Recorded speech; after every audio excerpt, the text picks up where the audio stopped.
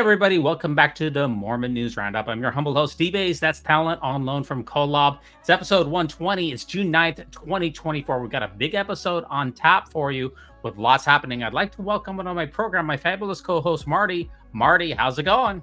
Hi, it's going good. Thanks for having me. Well, it's a pleasure to have you on. I've been a big fan of yours for a long time. Who are you and what are you all about?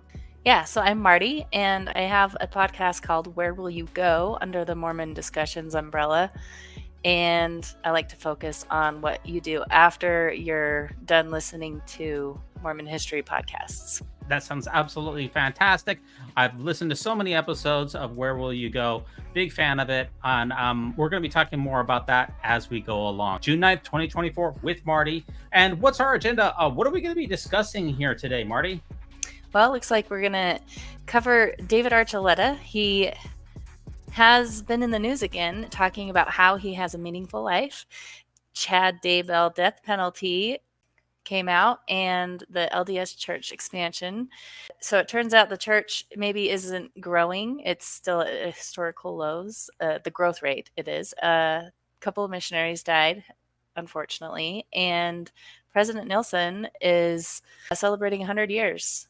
I think the article said 100 in 100 days. He's getting very, very close here. We have some temple controversies. We also have the poll of the week. We have a big episode lined up here. Let's start off with our couple of national news stories. These don't appear on KSL. They're not in the church news. These are the big stories here that are carried by the national news stories. And David Archuleta is one of the most prominent as he affiliates himself now, ex-Mormons. And he says, and it's kind of got my eye here because of your podcast here, Marty, which talks a lot about what people do after they leave the Church of Jesus Christ of Latter-day Saints. And David Archuleta says that now he's living a more meaningful life after coming out as queer in 2021. The former American Idol star is reinventing himself with new music, an upcoming memoir, and a more authentic life with his Latina mom's support. Let's play this clip here and see what David Archuleta is saying about his life after Mormonism. Coming out and having a faith transition with the life transitions and kind of help people understand. It's like I just want to tell my story, and that's why I'm writing the book as well. But I just want to enjoy life. I want to have fun. And I want to make music that people can have fun with, because I don't feel like I've done enough of that yet. I guess I still need to figure out who to be, because it's like starting again. Like I feel like I'm a little kid again in a way, because I was someone for so long, and when I left my church, it's like there's like, now what? Who am I now? I don't have the same, like, I didn't drink coffee up until a year and a half ago, or alcohol for my first time a year and a half ago as well, and swearing, and I don't know, just all these things that like I'm an adult now, but I'm 33, so it's like I feel like I'm delayed in being an adult, but and going out to clubs and dancing because we were told not to go to clubs as a Mormon. So it's just interesting to be like, oh, fun. And I've even gone with my mom to clubs. We've both gone dance. She came to visit me last week, and we went out dancing and had so much fun. I think I just want to show people, it's like, yeah, I want to show them that I left and that I'm happy. Because a lot of times when you're in like a more closed off community, a lot of times people try to make you feel like if you leave, you're not going to be happy. It's scary to leave the bubble. And so I want people to see, you know what, I came out, and the church has a lot of great things about it, but it also wasn't happy for me to be the way I am. Like they wanted me to change back into pretending that I'm not queer. And I'm like, you know what, I'm happier where I am. I'm a lot happier. And yeah, there are things about my old community and church that made me happy, but I'm so much happier where I am now. And I want people to see that. And a lot of people are scared. They're like, I can't leave. Like my family and my friends and everything I know is here. Mhm. And if I leave this, I'm going to have nothing. So it's very scary. But I think for me, it's like, you know what? Sometimes it takes time. Like I didn't come out until I was 30 years old. So sometimes you need to give yourself some time. But um, for me, it was worth the risk of losing everything because I almost gave up my whole life. I almost gave my life up to not leave the bubble. And when I left, it was just there's so much more. There's to life and so many other things that can make you happy. And you can accept yourself and find people who will accept you and not have to always.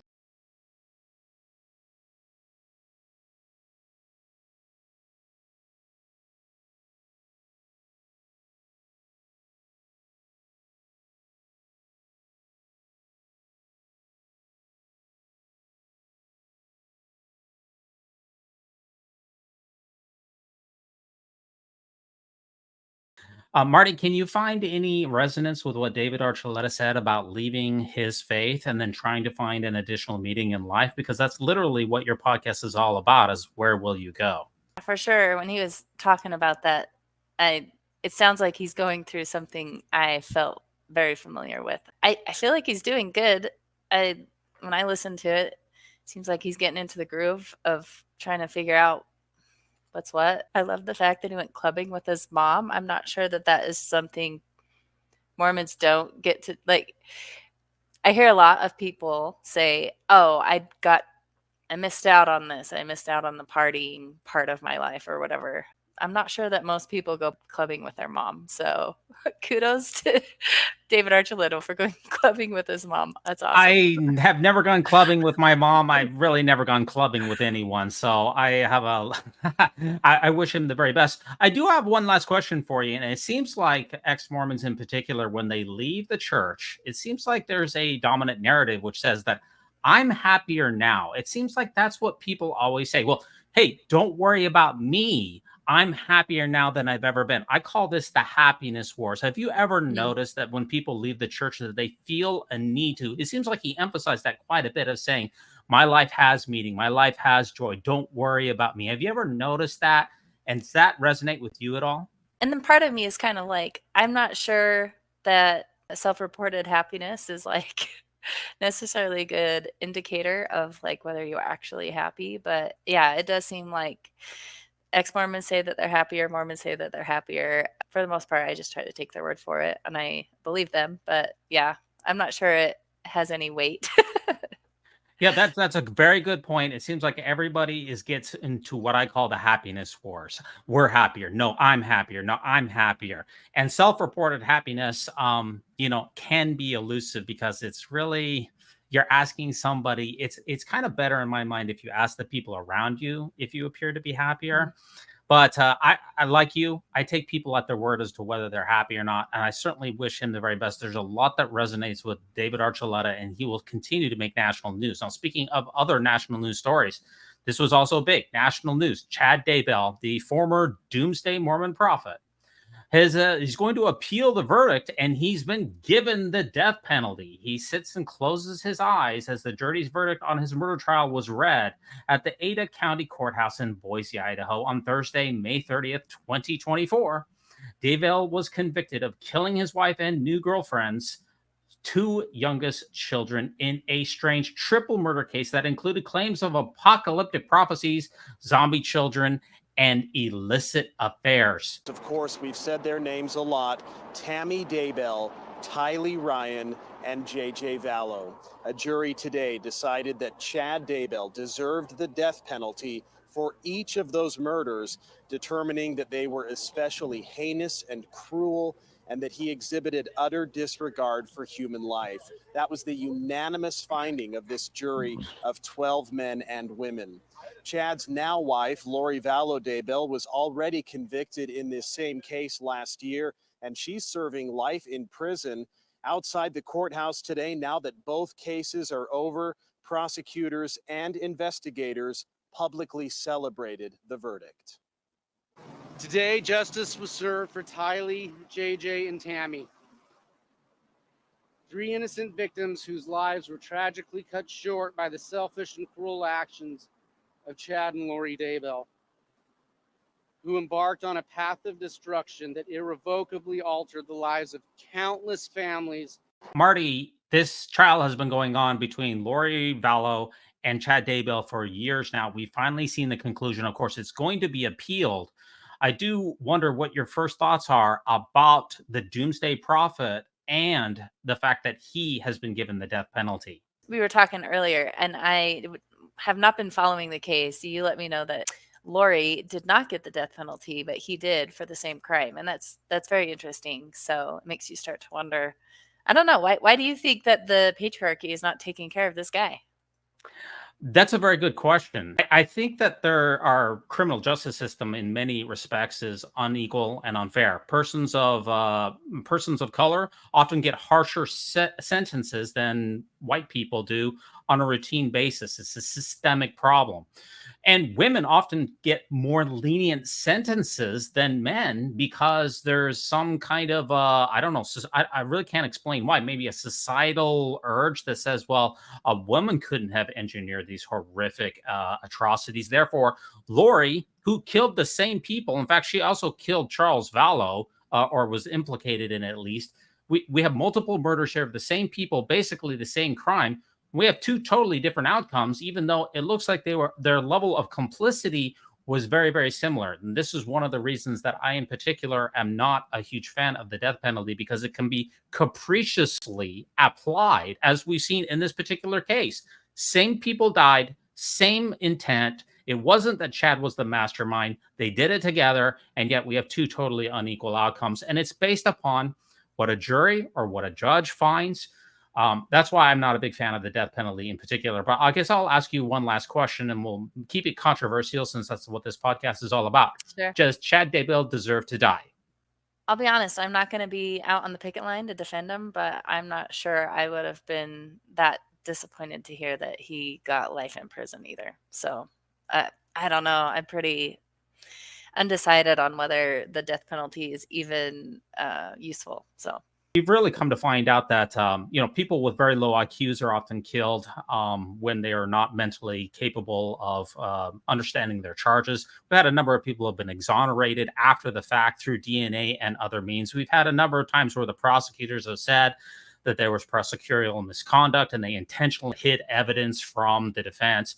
And we've also had judges who did not apply things properly. And what we're going to end up happening with Chad Daybell is he's going to sit on death row for many, many years.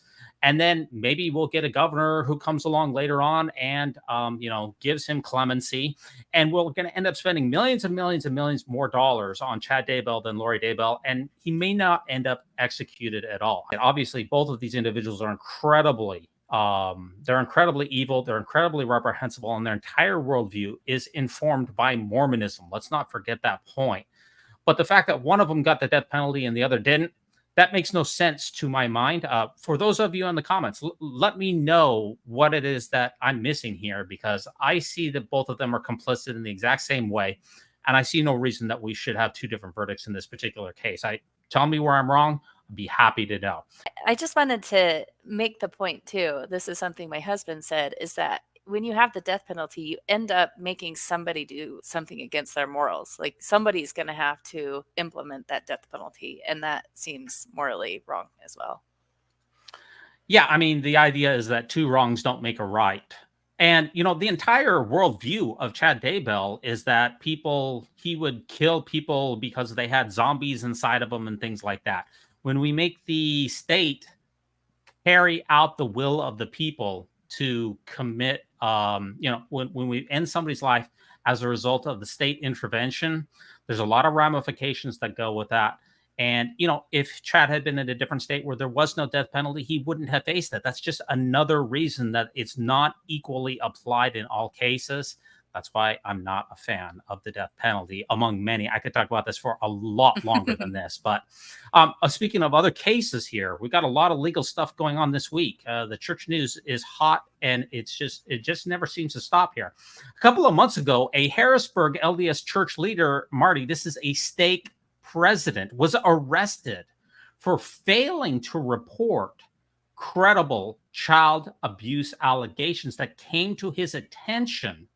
And now he was arrested, he was charged, he was given one count of failure to report child sex abuse. And this is in Pennsylvania, in Harrisburg, which has a very stringent policy for reporting. And that's based on the Jerry Sandusky ramifications of the Jerry Sandusky. Okay, so this is one of the strictest states here. So stake president charged. Unbelievable, really almost unprecedented. But guess what happened here just a couple of days ago here, Marty? The Harrisburg LDS church leader will not face the failure to report abuse charges here.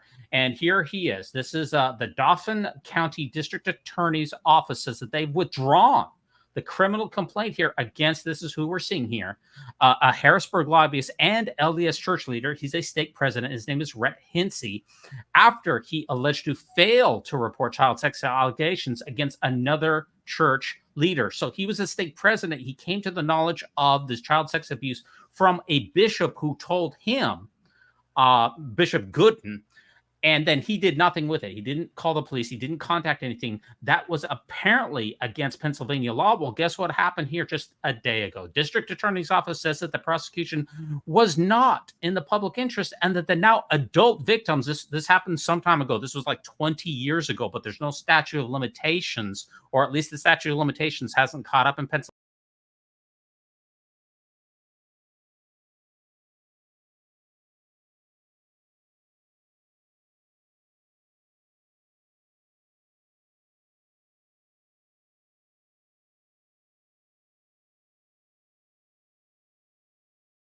No prior history of any criminal actions whatsoever. So what we found out from a couple of months ago was that when this stake president was charged, the church said that they were going to vigorously defend him. In fact, Quentin Cook, who is a lawyer, part of the Quorum of the 15, said that he was personally intervening or personally aware of this case. The church was going all hands on deck on this, saying, we are going to defend our stake president, and we're going to hire legal counsel, and we want to make sure that our stake president here doesn't go to jail, because that could set an unbelievable precedent, really. If stake presidents are going to jail, bishops are going to jail, all of a sudden you're talking about opening up a giant can of worms here. It looks like this whole thing is going to be dismissed. What are your thoughts about the stake president not getting charged? Yeah, so my initial reaction on this one was, this is not good, right? Because if someone's not reporting abuse, then obviously that abuser can continue abusing people. And so that didn't make sense to me. I went and I read about Gooden, the man that is perpetrated the abuse. So I don't know. When I learned the whole story, I wasn't convinced that it was not, maybe there was no case, and maybe that's why they dropped it, because it was an adult victim at that point. And I think makes sense to me why you have child abuse reporting laws, because the children cannot decide for themselves whether they want you to tell or not, or go to the authorities.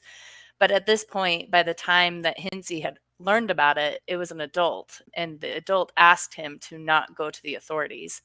And so at that point, I don't know if there's a case. Maybe there is a case. Maybe even if you learn of abuse and the victim is an adult, maybe the reporting laws in Pennsylvania still say that you should. And if that's the case, I don't know that they should have special treatment, because the church has deep pockets. Hinsey encouraged the victim to go to the authorities, and that may have been what led to Gooden. He's serving a prison sentence right now because of the abuse. It's a very complicated case. It has a lot of ramifications for the church.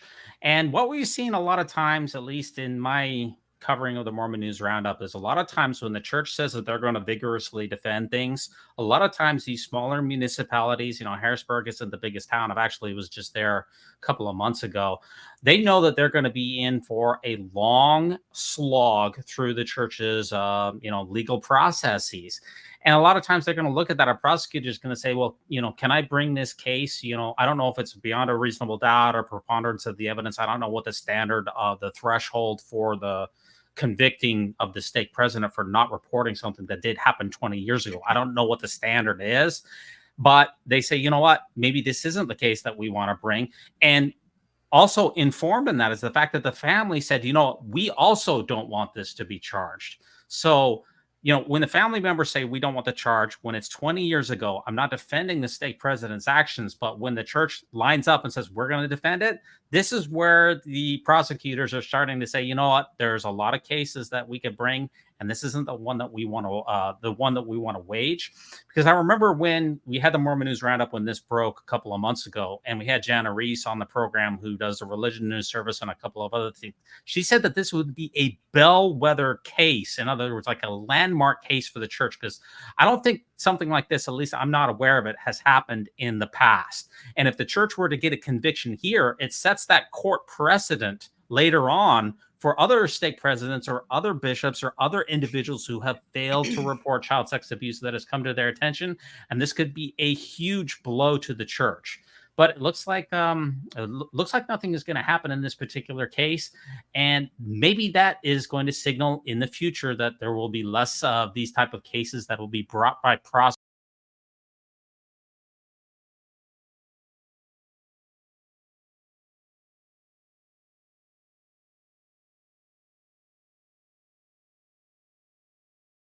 I put myself in his shoes a little bit, and if an adult came to me and said that they were abused 20 years ago, part of me is glad that he's not being prosecuted, because if it were the case that he was acting against the laws, he got advice from his legal counsel to not go against what the abuse victim wanted him to do.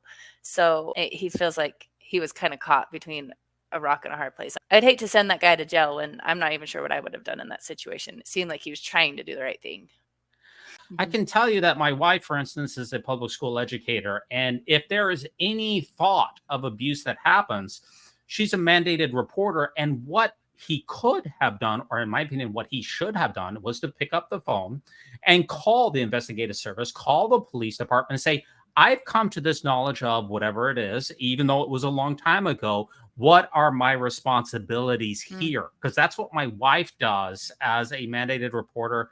Police officers, school teachers, counselors, psychologists, some of these people have mandated reporting abilities, but he did not pick up the phone. Instead, what he did is he called church headquarters. So again, legal counsel, right?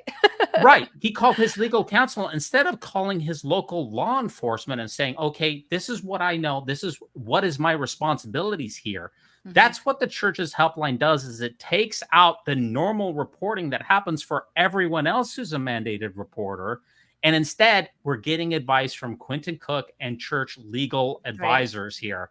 And in my opinion, the best way to handle these situations is to involve law enforcement and get the opinion of what are my responsibilities here, and then to follow them, rather than the church's helpline, which typically is in the interest of the church rather than in the interest of the survivor or of justice. Do I have that about right, or am I giving this an unfair take? I think that's fair. And then I'd just like to add too, like when I initially heard the story, one of the things that came to mind is, even if an abuser was guaranteed to never do anything again, I hope that church leaders understand that part of the repentance process, or making things right, is going through the justice system, that you can't just repent of a heinous crime like this and then not go through the legal system, even if it was 20 years ago, even if it only happened that one time and it's never happened since. In order to make people whole, that's why we have a justice system, so people aren't taking things into their own hands. And I think it's important to go through the justice system and serve your time, not just not stop doing it. Yeah, I really appreciate that. It's a very solid take. I appreciate that. Let's keep on going here. Salt Lake Tribune here has a new article that's out here. We keep things fast and furious around here. LDS Church's expansion in its home state of Utah remains near historic low. So LDS Church growth amid the good news. There's also areas of concern. The church's stronghold is in Utah. And let's find out what we learned here from Matt Martinich, independent researcher. He tracks the growth in the Church of Jesus Christ of Latter-day Saints. Let me read this to you and realize that there is some troubling news for the church in its home territory.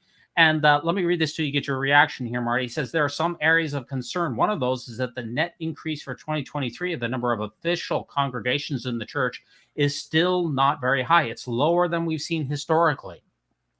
There was a net increase of only 160 congregations in 2023. That's about a 0.5 annual increase. That's about a third of what we're seeing for membership growth for the year.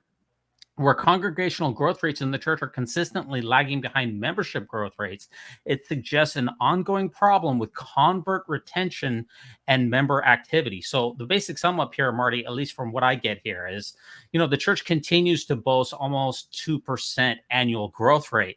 But when you put those into if you compare that with the congregational, the actual unit growth rate, it's minuscule. What that's telling the researcher here is that there's either problems with member activity.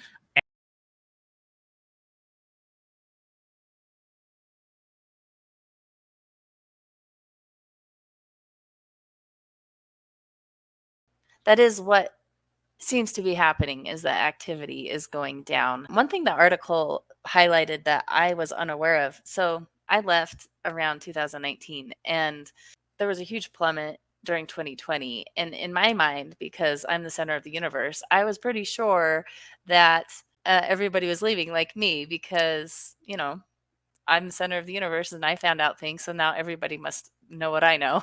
And so I was surprised to see the uptick. So the growth rate is back where it was in 2019 this year, or in 2023, the growth rate was the same as it was in 2019. So I found that interesting. So it turns out the world does not revolve around me, unfortunately. For sure. How about one other take here from this particular article? It says the issue that we're having in recent years is that the church is not growing very fast in Utah. It used to grow 2 or 3% per year, and now it's growing at a rate of less than 1% per year. That's a lot of Latter-day Saints are moving out of the beehive state. They don't want to live in Utah anymore. And the growth rate, again, for the entire United States is also very, very low. It's a very difficult slog here for the missionaries who are in North America, who are in the United States, to get converts, get them to be retained. And what the basic sum up of the article is, all of the people who join the church, especially in the United States, in Utah, they're being packed into already existing congregations. We're not having new units. There's hardly any new stake center growth. There's hardly any new congregational growth. All of them are being packed in there. What that tells us is the units, the congregations that are already there, they must have very low activity rates if all the new people are being packed into already existing congregations. And we saw just a couple of months ago that the church, from an article from the Salt Lake Tribune, that only 42% of Utahns now affiliate themselves as Latter-day Saints. This is the lowest on record. Yes, the church in its membership statistics in General Conference continues to trot out that it is growing. But those numbers, when you really get into the nitty gritty, it seems like the Mormon shrivel, as it has been nicknamed, has been confirmed. Maybe. I do think there's other data to support that it's just doing what it's doing. We'll see. How about one last take in here? And that's, do you foresee a lot more contraction of stakes? Because we also seen a number of stakes that get reorganized. That's what we're seeing too. 3 or 4 stakes get reorganized into 2 stakes. 5 or 7 congregations, they get shrunk down here. And he says, do you foresee a lot more contraction of stakes or congregations in some states? And he said, well, definitely we were going to see more of that. But if we look at the average number of members per congregation for the United States, it hasn't noticeably changed in 30 years. It's been remarkably stable at about 570 to 580 members per ward or branch. That really says that member activity rates are actually quite stable in the United States. It has not appeared to have worsened in recent years based on this data. It's difficult in my mind to really get to the bottom of it because the church does not release the stats. If we had all the stats, we could fill in everything, but we don't have all the stats. That makes it so that we're having to piece things together and guess at things.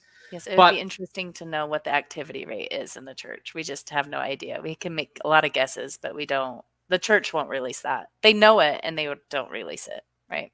Yeah, for sure. I mean, well, we have leaks and we have very, very credible leaks from some certain locations. And it's Hmm. only going to be a matter of time until we know more. Somebody's going to leak all of the church activity rates going way back for the entire church. Mark my words, it will happen eventually. And we'll be able to piece it all together, just like the UK leak that happened a couple of years ago, where they leaked a decade of church activity rates in the United Kingdom by congregation, by week. It Oh, was I missed extremely that. explicit. Yeah, the activity rates in the UK were something around the nature of, say, 12%. It's probably better than that in the United States. It's probably better than that in Utah. But we're talking about very low levels of activity rates here. So there's Yeah. troubling signs in my mind, at least for the church activity rates. That's what I see from this particular article. If the church is not doing well in Utah, then it's probably not going to be doing well abroad. It's exactly what most of us who follow this space, or even who don't follow this space, would exactly expect. Now, here is a very unfortunate article. Here, this next one. 2 LDS missionaries killed in a North Dakota car crash. This is very unfortunate here. 2 missionaries of the Church of Jesus Christ of Latter-day Saints died in a fatal car crash in North Dakota, church officials confirmed. Elder Jacob Kessler of Ely, Nevada, and Elder Robert Gardner, 20, of Riverton, were both serving in the North Dakota Bismarck mission. Let's just check out the local news story that went along with this. We're tracking some developing news this morning on a very somber note. The Church of Jesus Christ of Latter-day Saints has informed us that 2 missionaries who were serving in the North Dakota Bismarck mission were killed in an auto accident. We're told that the missionary Elder Robert Tommy Gardner from Riverton and Elder Jacob Aaron Kessler from Ely, Nevada, are the 2 who lost their lives in this crash that happened near Beulah in North Dakota. We're told the missionaries died at the scene of the crash. Gardner had been serving since November of 2022, and Kessler began his service in July of 2022. Church leadership said they expressed their condolences to family and friends of both those victims, as well as fellow missionaries in the area, saying in part, quote, "We pray they will each be comforted and feel peace during this tragic time." A tragic story there, Marty. Unfortunately, from what I've gathered, approximately 1 full-time missionary dies every single month in the service of the Church of Jesus Christ of Latter-day Saints, about 12 per year. And it's really sad to see that these things take place. Being a missionary out there, even in the United States, is still a very dangerous endeavor, isn't it? It's unfortunate. I feel bad. So Do you think the church is going to pay for these missionaries' funerals, the funeral expenses? The church will fly the remains of these missionaries back home. Is the church going to pay for the missionary expenses, do you think? I did not realize they flew the remains home. It does not seem like they do, because there's a GoFundMe for these 2 elders, which is unfortunate. I mean, I'm of the belief that the church really should pay for missionaries in general, like the full thing. I'm almost positive that the church does not pay for the funerals for these elders, and they will pay to fly the remains home, but that is where the church's responsibilities end. And does Marty, does the church release the information about how many missionaries die per mission, so that if you get your mission call as a 19-year-old young man here, or an 18-year-old man, or a 20-year-old sister, do they provide the resources so that you would know what kind of dangers that you would face as a missionary going out, to know how many people either die on a bike, or by car, or by disease, or rape, or violence, or anything like that, so that you can have any idea about what you're getting into? Is there anything that the church releases here to prepare missionaries for this type of dangers? No, not that I'm aware of. In fact, I would dare say that if I had to guess without any data to back me up, I would guess that to serve a mission in a foreign place between 19 and 21 is not safer than going to college. But my guess Yeah, is there's a higher death rate for Mormon kids that go on missions versus Mormon kids that go to school. especially ones who are in so-called developing countries. I'm not sure about North America, but most of the colleges and universities, at least in the United States, are required to release some of this information that I talked about how many rapes are on campus, how many people die, things like crime rates, things like that. None of that is given to prospective missionaries, so that you don't really know what you're going to get into. You don't know how many people had a disease. You don't know how many people got sick. You don't know how many people came home early. You really know nothing whatsoever about your mission before you get there.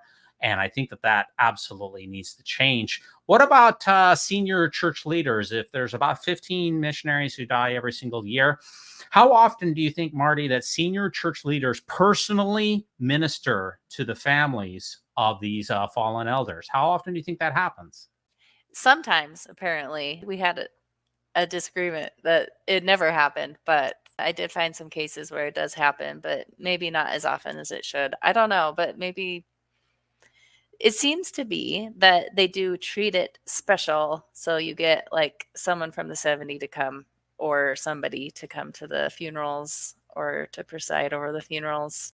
It'd be interesting to talk to some of the families to find out, but I don't know. It's hard to say. You can only go off of what articles are published. It seems from my perspective that is a very rare occurrence. Occasionally you will see a 70, occasionally you'll see a member of the Missionary Executive Committee. But as far as personal ministering from Quorum of the 15 or higher, it seems like that is a very rare occurrence in my humble estimation. I could be wrong.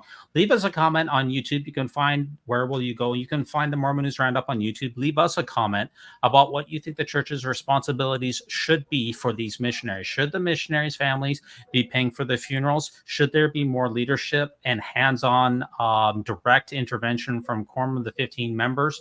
Let us know by leaving us a comment. Leave us a 5-star review on Apple Podcasts. We'd be very grateful for that as well. Temple news is absolutely huge here, and we're going to cover 2 temples on today's broadcast, the Teton Temple groundbreaking, and also we're going to talk about McKinney, Texas here. This really caught my attention here. We can look at some B-roll footage while we're talking about this. A church leader at the Teton Temple groundbreaking today suggested that the historic Teton dam break and flooding that destroyed and killed many people back, I think, what was that, in the 1980s? I think early 1980s, was actually cleansing the area for a future temple.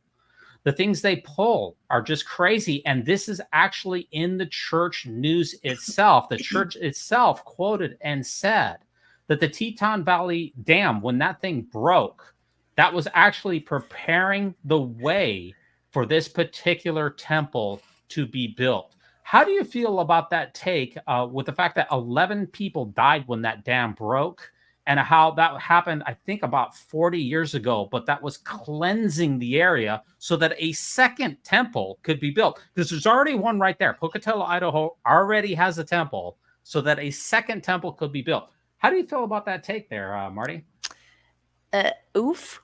Like I don't know. Talk about, maybe he's just a glass half full kind of guy. I don't know. It seems like a really bad take.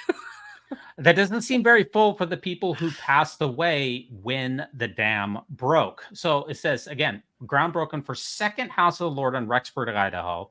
Elder Ricardo Jimenez presides over the groundbreaking, and they're marveling at the cleanliness and beautiness of this place, of which God wiped it clean about 40 years ago. And this is the quote right here. I wonder if perhaps that flood cleansed this location for a future temple, said King Horn, and that the work here will be accomplished because there's so much cleanliness and beautiness in this place. I guess the peoples whose graves are buried there, that's not, I guess There's that's so not many cleanliness. bad things about this. Like, that they deserved it somehow. Like, I don't know. Like, it's really bad. It's really bad.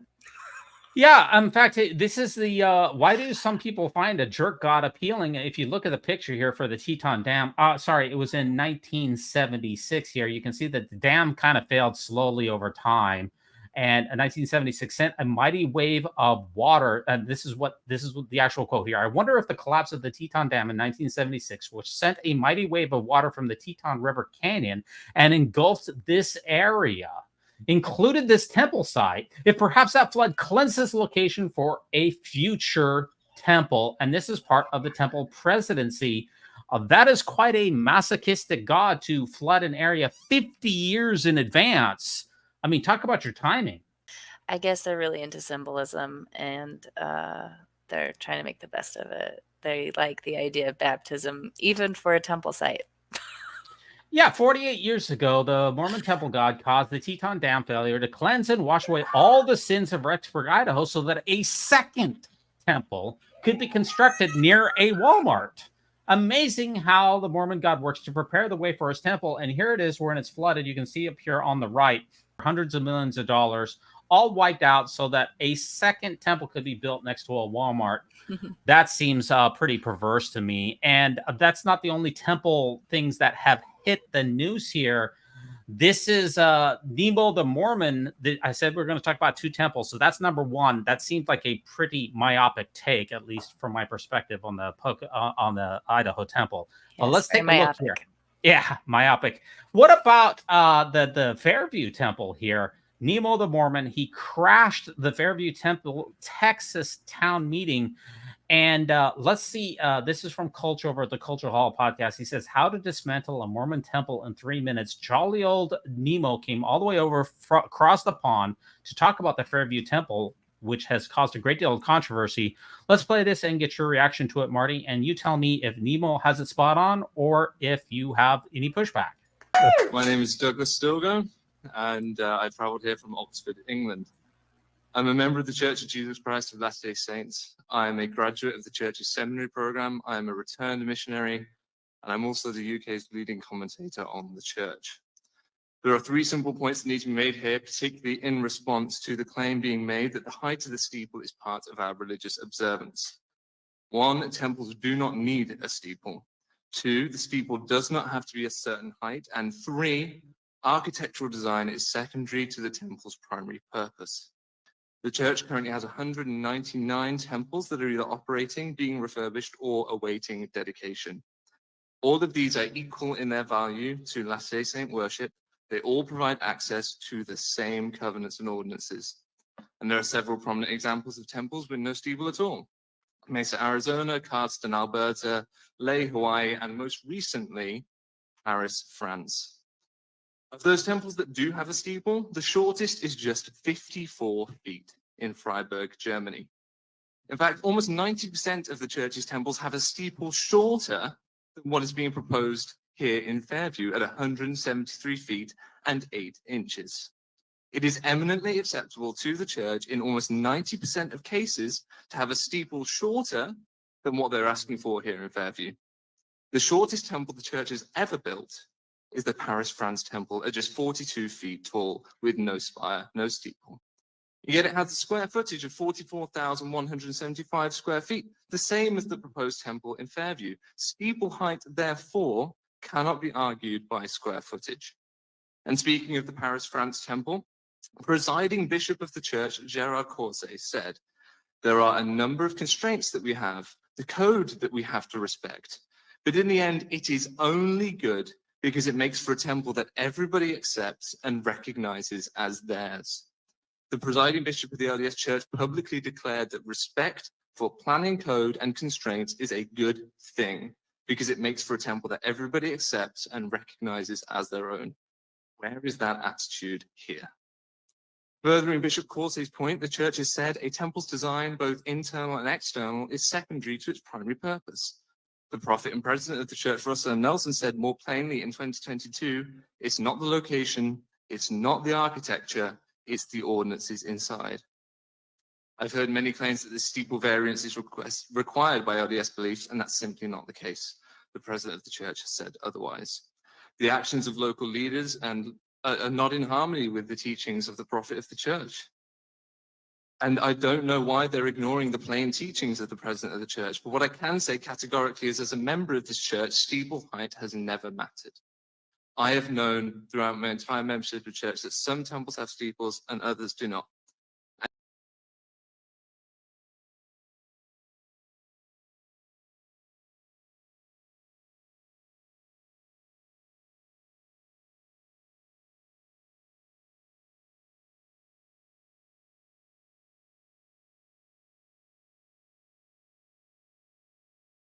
Can you give your reaction to Nemo and his take on the temple? And number 2, did he really dismantle the temple argument? Well, it seemed pretty solid to me. Like if the argument is that they don't want the steeple to be so tall, he made a great case why they don't need the steeple to be so tall. So he nailed that. My only pushback is I'm not convinced that if the church was putting in one with no steeple and the community was still pushing back, I'm not sure the ex-Mormons would be supporting them at that point. And maybe they would. Maybe they'd surprise me. I don't know. That's a good point. Let's get one more reaction here. I'll try to be as fair as we can here with Word Radio. It takes on Nemo, but Coach then has come in and hate watched it as well. Let's get your reaction to all of these guys talking about temples. This is really important stuff as far as if you follow LDS contemporaneous news, because temples are big stuff. Let's get the Word Radio guys in there and see what they have to say about temples and see if they can debunk Nemo. Hey, welcome into a quickie edition of Hate Watch with Colch. So I was scrolling through YouTube last night and I saw Ward Radio was doing a live stream. And I tuned in just in time to see Jonah and Cardin commenting on the McKinney, Texas temple and talking shit about Nemo the Mormon. Let's get into it. And here we're trying to build temples and they're saying you can't build in the residential area. They're not saying that. They're saying follow the zoning laws, which the church, in its arrogance, thinks it doesn't have to do. To which I want to say, why don't you try reading or using the Google? Hey, Jonah, remember the 12th article of faith? Maybe Google that, dunce cap. Because we've always had a carve out for religious buildings in residential areas. No, you haven't. Now he decides to start talking shit about my guy Nemo. And if you missed it, Nemo flew over to the UK to speak at the city council meeting in Fairview. He says, oh, the steeple isn't part of your worship. Okay, well, can I come into your home and say that having a flush toilet isn't part of your digestive tract? What a stupid comparison. If anyone wants to learn how to sound like a complete idiot, Jonah is teaching a masterclass tonight. Take notes. Jonah, why are you like this? None of your business. And now he goes after Nemo directly. So Nemo, I respect your commitment to your nihilism, but maybe you should do some reading before you invest in plane tickets to fly to podunk butt nowhere, Texas, and give your little soapbox speech to your little clapping childish friends on Mormon Stories. Jonah, a couple things, hon. One, nihilism isn't the insult you think it is. Two, when you say podunk but nowhere, Texas, you make Fairview sound like a shithole. That's the place that your church wants to put this temple. And three, his speech was fucking awesome, dude. It has over 5,000 views on my channel, and everybody should check it out. Anything else? Maybe you should do some research first. You know what? Embarrass yourself. Honestly, the only one embarrassing themselves here is the guy pushing 50 dressing like he's 14. Now, Cardin can't let Jonah be the only one to embarrass themselves, so he's got to get in on the action too. He's going to have, in heaven, there's going to be some accountants waiting with a heavy balance due. No, there won't. Your life's work was stopping peaceful people from worshiping God. He can't really be this obtuse, can he? Then they wrap up the segment by tying Nemo and John DeLynn to niceness culture. I'm doing air quotes there, everyone. Niceness culture, but attempt to make it an insult. Let's watch.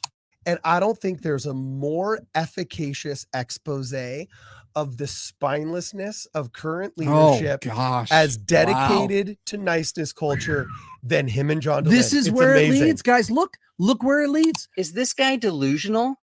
Yeah. It stops us building temples. It stops us doing baptisms for the dead. It stops us sending missionaries into countries. Niceness stops Mormons from building temples.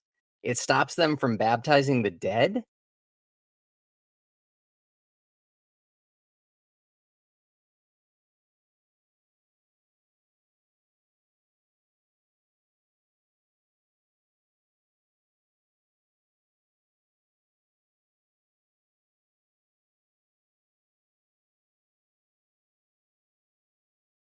So, Marty, who's right here? Word Radio, Nemo, or Culch? There's a lot to take in here. Or are they all wrong together? Yeah, they're all wrong together. I knew you were going to say that, by the way. I wanted to have an opinion on my own. I was like, okay, what's going on in Fairview, Texas? First thing I learned, it kind of goes back to, do they need the temple in another temple there? It's interesting. Why are they putting it there? So like you got Dallas and Fort Worth that are right there. There's already a Dallas and a Fort Worth temple. And so they're building a third one. And this temple is going to be 26-minute drive from the Dallas Temple. Another thing I learned is that its steeple is twice as tall as the town hall. That's kind of interesting. It's almost twice as tall as the Littleton Temple, which is 90 feet tall, and it's almost twice as tall as the Dallas Temple. So the steeple is going to be twice as tall as the Dallas Temple. This temple seems to be the same design as Ochre Mountain. So I went to Street View and I looked at the temple site. I looked at the Ochre Mountain temple site. I'll be honest, I understand why a lot of ex-Mormons get like a visceral reaction when they go past a temple. They don't like them anymore. But I don't think that is a good reason to be on the bandwagon of not thinking they should build them in communities. Let's see what Brother Mike, maybe he can fill in the gaps here. He said, that's interesting because just 7 months ago, Jesus changed his mind and relocated what was originally the Prosper, Texas temple to Fairview. No wonder the Fairview City Council thinks that the church might have some flexibility on the height of the steeple, which is what they're asking for. And this is another take here, which I think is very interesting. To my LDS friends and friendlies, the proposal to build the McKinney Temple in Fairview, Texas, which is less than 2 miles from us, is being met with quite a bit of opposition, most of it coming from outside the area and fueled by talking points supplied by the underbelly of Reddit. If you have 30 seconds, could you please show your support for the LDS Temple in Fairview by signing this petition? And if you click on it, here's the petition here, Marty. We've almost got 10,000 signatures, lots of personal testimonies here, very inspiring stuff here. Are we supposed to let this temple get built, or is there supposed to be a righteous opposition? Who's right here? I need to know here, Marty. This is important for me. I'm sorry, I can't help you. I honestly don't care much. It's interesting that he points out that everybody from outside is saying these things and he's encouraging people from outside to say more things. It's just interesting. The underbelly of Reddit. Now, there's probably some truth to that. Is there not some truth to that? I'm not sure what an underbelly. I think the entire concept of Reddit is an underbelly. So I think that much I can agree upon. But the arguments here are very interesting, at least to me here, because Jen Next Door says the LDS Church claims that they need this Texas temple to protect the kids. Marty, it's about the kids here. For the church to hide behind protecting the children as a justification for building this huge temple with the big steeple, it's just kind of gross. I am a local ecclesiastical leader for the Church of Jesus Christ of Latter-day Saints, representing the congregations that meet in Fairview. There are two items that I would like to address tonight. First is the safety of our children and our youth. Some of our older youth will brave the traffic on Highway 75 and 635 and make the trek down to Dallas in order to worship. Other youth struggle in their ability to drive on these major highways, and quite honestly, as a parent, I would prefer that they're not on these highways, especially during peak traffic hours. But I also want them to be able to worship in our temple, and having one here in Fairview will allow more of our youth that opportunity. The Mormon bishop talking about protecting the children is particularly ironic or dark or twisted when we know that for so many years the Mormon church has covered up child sexual abuse, and bishops are on the front line. Mormon bishops are on the front line of covering up thousands, if not tens of thousands, of cases of child abuse, so much that it torpedoed the Boy Scouts of America. The Mormon church voluntarily offered, what, $250 million in settlement? And that was rejected. As the number's going to go bigger. Yeah. So like for the church to hide behind protecting the children as a justification for building this huge temple with the big steeple, it's just kind of gross. It's gross. Do we need this Fairview Temple, this temple here to protect the children? Marty, think about the children. Yeah, that's a pretty bad take. Although I wouldn't, John Dillon saying the church is saying this, it's just a local person, right? That is a leader. It was the ecclesiastical, that has a really bad leader. Really bad reasoning. Well, I believe that was the bishop for that particular congregation here. So it wasn't just some random second counselor. No, I know. I'm just saying it doesn't represent the church. I don't know.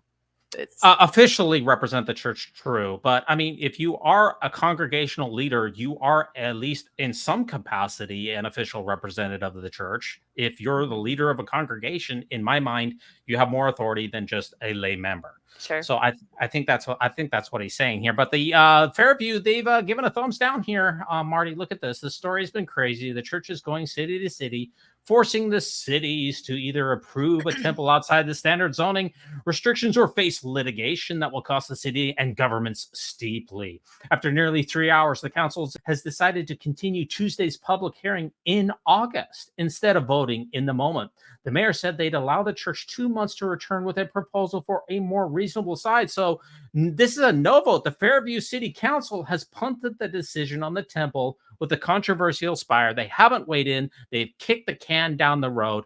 Lots of people in attendance, people lining up on all sides, change.org petitions, lots of impassioned pleas, save the children, other people, you need to save our neighborhood. This has ignited the passion in these particular areas. And don't forget what you just told me a few minutes ago. It's only 26 miles to the Dallas Temple. It's not like you're trekking across with your pioneer ancestors. This is a short drive away from a temple, 26 minutes, yep. Which is not fully utilized. So any last thoughts here on the Fairview Temple? I need your honest take here. What should be happening in Fairview? What should members of the church be doing? And what should the community members be doing? I need you to solve all of this in less than 60 seconds, Marty. Honestly, I would just let them build it. I don't see the problem. I did some Google Street Views. I looked on the streets that the temple was on. This is a temple that is in the backyards of a few houses, but it's right across the street from a shopping strip. It's on a busy highway. I don't see the problem. But if they have rules that say it has to be so tall, it wouldn't be that hard for the church to come in and say, hey, we'll just lower the steeple height or do a different one of our cookie cutter temples. You didn't solve it all for us, but it's a complicated issue. We will certainly be following it here in the Mormon News Roundup. I appreciate your insights. That does take us to our final news article of the week, which is, as we mentioned earlier, President Nelson. He is going to celebrate his 100th birthday. He invites all to reach out to the one through each of us ministering to just one within our reach. We can spread the love of Jesus Christ through the world, President Nelson has said. And when the Deseret News carried this particular article on its Twitter feed here, I found it to be very remarkable how they described Russell Marion Nelson Sr. And they said that the gift a global religious leader wants for his 100th birthday will not come in wrapping paper, and it is something that would benefit others. I find that to be very remarkable how they are describing the president of the church, because they're calling him a global religious leader. Usually what we see is that he's a prophet, seer, and a revelator, the sole vicar of Jehovah. It seems like he's been taken down a small tier by just calling him a global religious leader. Is that me, or is that kind of different than what you've seen in the past? I don't know. Maybe there's a trend there. I think that I've heard them called global leaders before too, though. So I'm not sure. Even below it says President Nelson. Yeah, I will say this. That is true. I think even when I was growing up, president was emphasized more than prophet, but it's not that they will shy away from calling him a prophet still. Yeah. Now, if we go back and we look at his 95th birthday, that'll give us a clue as to what we might expect for his 100th birthday. And this is a fun clip here that shows President Nelson playing the piano, and you can see the type of extravagance that was lavished on his 95th birthday. I can only imagine that will be upped quite a bit for his 100th birthday. This is starting to remind me just a little bit of like those North Korean where all the people get together for the little celebrations and things like that. We're going to see something crazy for this 100th birthday. Let's watch and see what he did back in his 95th. Did you know that Russell M. Nelson had his 95th birthday party in the conference center?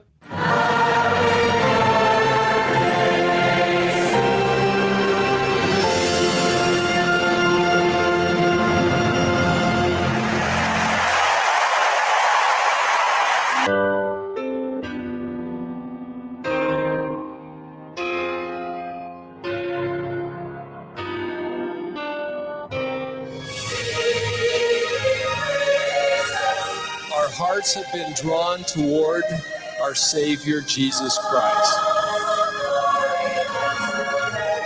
We are so grateful that President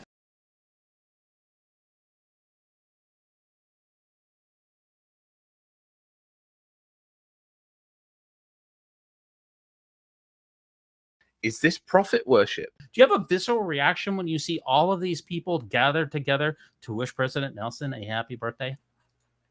I did a little bit, not gonna lie.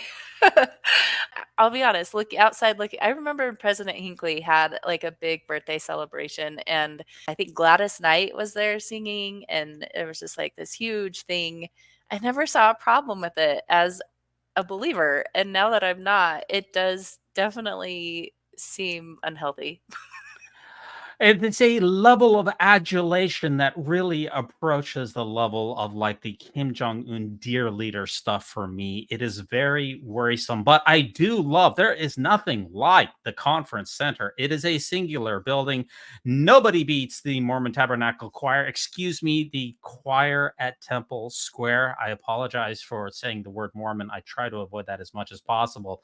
But yes, there is a high level of adulation that we also seen in social media as well, with Jeffrey R. Holland saying, one of the virtues I've seen with President Nelson is an unfailingly genuine, heartfelt kindness. This, after knowing him for more than 4 years, I can tell you that he has never, ever been unkind, abrupt, rude, insensitive. It's not in his nature. He is truly a gentleman in every capacity.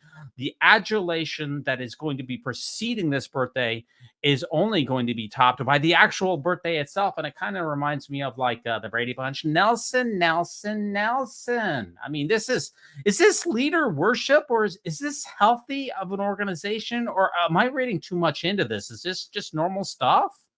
Normal for church stuff, I guess. I don't know. I do want to talk about caring for the one here, and Jen Next Door always has, in my opinion, the greatest Twitter takes here. The church is telling us to reach out and care for the one. That was his message for his birthday. But if you go back to the AP sex abuse case, which happened a couple of years ago in Arizona, that was brought to us by Michael Resendez, the church argued in court in Arizona that the church had no duty to help a child whose father confessed to sexually abusing her, despite how easy it'd be to help or how serious the danger. Why don't their words and actions align? And this is where the Mr. Paul Adams, who was a reprehensible individual who abused both of his daughters, confessed it to multiple bishops. And then those bishops never reported it to law enforcement. And then the children then sued the church. And this is what the church said in their legal proceedings in that particular case, which seems to be a diametric opposition to reaching out and caring for the one. And let me quote here from the case. It said, quote, absent one of the categorical relationships, no duty exists to take affirmative precaution for the aid or protection of another person.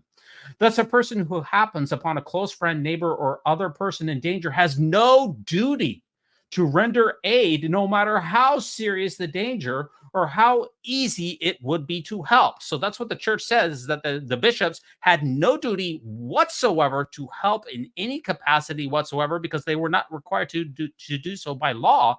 But now we have different messaging. So the church's lawyers are saying one thing: we are not our brother's keeper. But then President Nelson seems to say, well, we need to reach out and care for the one. Which one are we supposed to follow, the church's lawyers or the president of the church, Marty?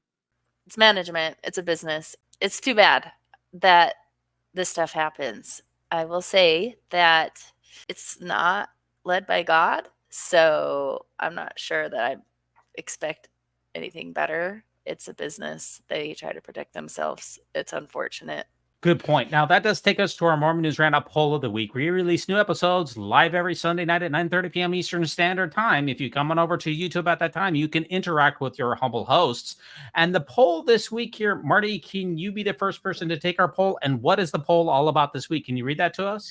So the poll of the week is, how can we best follow President Nelson's guidance to reach out to the one? Yeah, and I have a tweet here from Dallin H. Oaks, who talked about how he appreciates the invitation he recently shared, President Nelson shared, to reach out to the one. So as we've seen from other church leaders, they always have to signal, they always have to parrot back what the prophet is saying and say that they are also on board with President Nelson. So let's find out, how can we best follow President Nelson's guidance to reach out to the one? Because in my opinion, reaching out to the one is really actually a very good thing to do. We should seek after the lost souls and the lost sheep and do our very best to help our fellow man. I have 10 choices for you, Marty. Let's see what we got here for this poll of the week. How about example number 10? All right, reach out to just one more person to come back to feed the illegal clandestine hedge fund.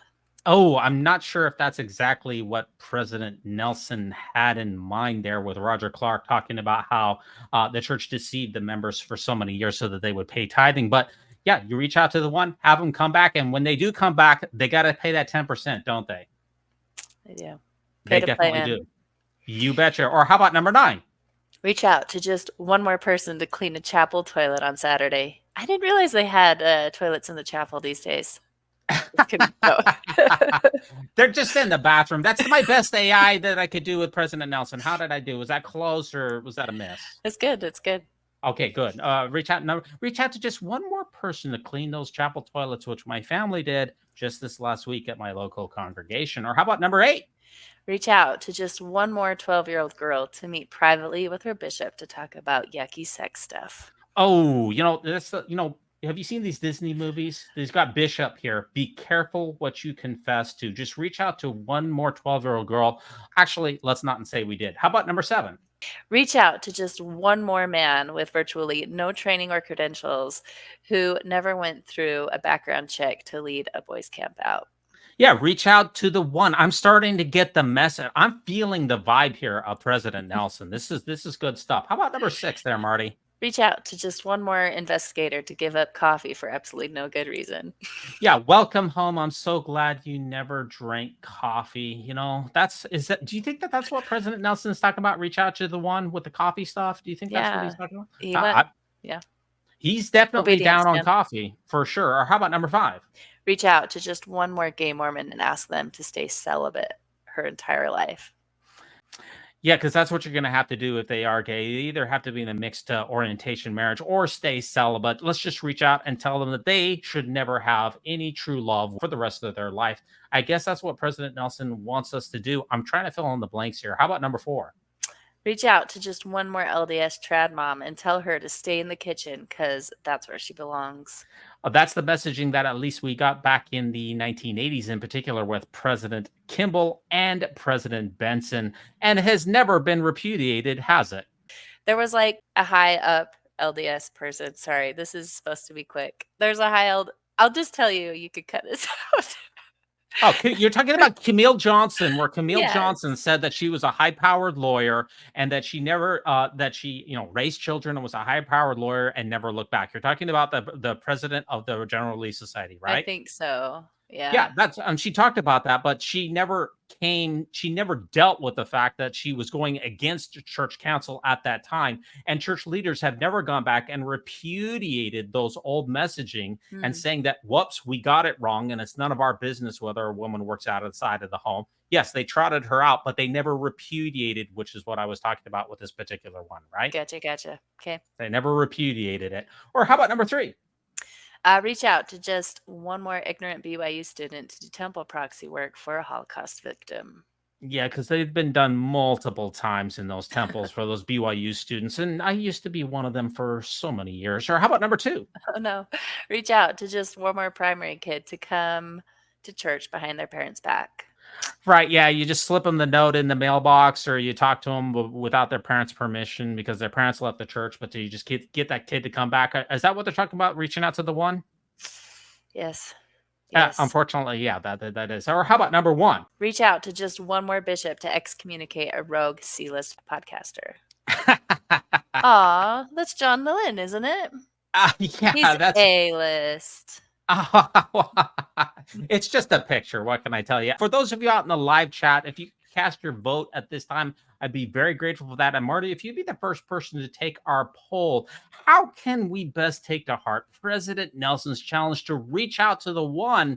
You have 10 choices. If you'd be the first person to take our poll, I'd be very grateful for that. I definitely pick number 9. Reach out to just one more person to clean a toilet on Saturday. Yes, number 9. Reach out to one more person to clean chapel toilets on Saturdays. That is a personal. That's a good one for sure. That does take us to our final segment, which is the Mormon News Roundup Joke of the Week, and I believe that you have that for us, Marty.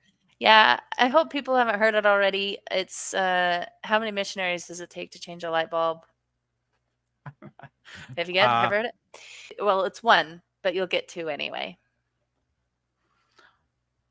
It's Oh, one. right. It takes Oh, one. okay. But I you'll got get it. two Okay. anyway. I gotcha. Okay, I gotcha. No, I haven't heard that one. I've heard a lot of jokes on this show, but not that one. That was very good. Now, what projects are you working on? How can people get in touch with you? Yeah, so I have my podcast. You can listen to it. It's called Where Will You Go? You can find it on anywhere podcasts are streamed, or you can go to my playlist if you want to go to YouTube, or you can go to wherewillyougo.net, and I basically interview people that have left, some never mows, some ex-Christians, some atheists, I don't know. Anybody that is interesting to me, I will interview. So I do an interview show where I ask questions, and I like asking questions better than being asked questions. I have noticed that for sure, but I really appreciate you coming on. Now, as far as the things that I'm working on, we run the Mormon movie reviews, which is every Monday night at 9:30 p.m. Eastern Standard Time. And tomorrow night, we're doing a watch party for that old Richard Dutcher, the godfather of Mormon cinema, Brigham City, a thriller. This movie stands the test of time. Stars Wilford Brimley, who's also LDS, by the way. You ever watch Brigham City, Marty? I did. It was a household favorite. It's a great movie, and it is always fun to go in there live chat and watch an old LDS classic. We'd be very grateful for those of you out there if you would join us for our watch parties. And I would just want to give a thanks to our Patreons and our groupies. We have a couple of membership options, $1 a month, $5 a month, $10 a month. If you feel like you could support this podcast, that would be absolutely amazing. I want to thank you so much, Marty, for ruminating with me on what I call the great and spacious beehive. I want to give a shout out to Weird Alma on bandcamp.com for this episode's music. Always think celestial, and remember, no unhallowed hand can stop this podcast from progressing.